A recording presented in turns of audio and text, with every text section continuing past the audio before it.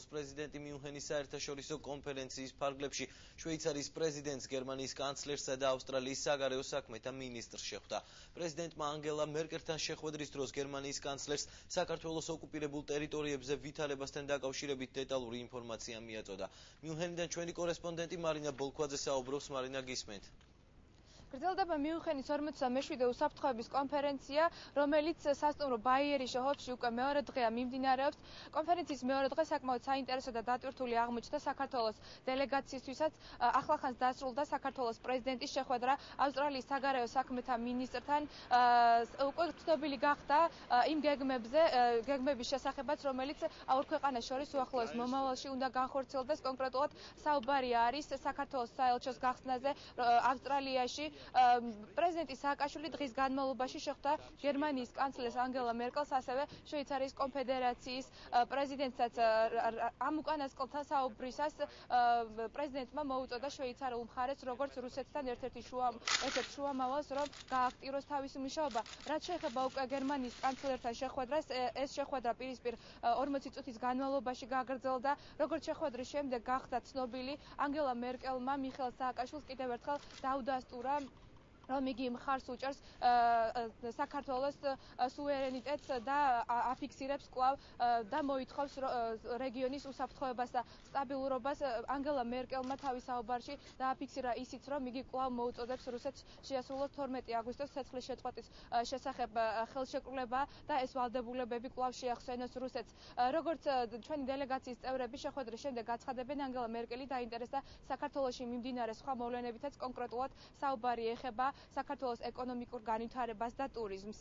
იყო ძალიან პროდუქტიული შეხვედრა. რასაკვირველია, გერმანულმა მხარემ კიდევ ერთხელ ცალსახად და ხაზგასმით მხარი დაუჭირა საქართველოს ტერიტორიულ მთლიანობას, რაც ჩვენთვის ძალიან მნიშვნელოვანი იყო. ასევე ხაზგასმით ითქვა ის, რომ გერმანიის მთავრობა კვლავ და კვლავ აგრძელებს რუსეთის ფედერაციაზე ზეწოლას იმისათვის, რომ მოხდეს აღებული ვალდებულებების შესრულება და რომ საქართველო ყოველთვის მათ მეხსიერებაში ისრჩება, როგორც ეს ჩვენთვის მნიშვნელოვანია.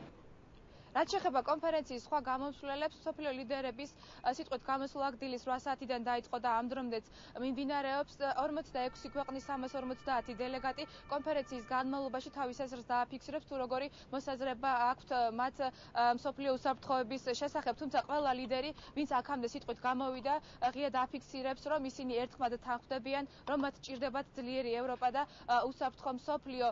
კიდევ ერთი მნიშვნელოვანი ფაქტი, რომელიც ყველა გამოსვლელ სიტყვაში ფიქსირდება, ეს არის ეგვიპტეში მიმდინარე მოვლენები. მსოფლიო ლიდერებმა დაგმეს ეგვიპტის მთავრობის ქმედება, რომელიც იქ მცხოვრებ ადამიანებს უსაფრთხოდ ცხოვრების საშუალებას არ აძლევს. მსოფლიო ლიდერები ამბობენ, რომ ყველაფერი უნდა გააკეთოს ეგვიპტის მთავრობამ და არა მარტო მათ, რომ სიტუაცია დასტაბილურდეს.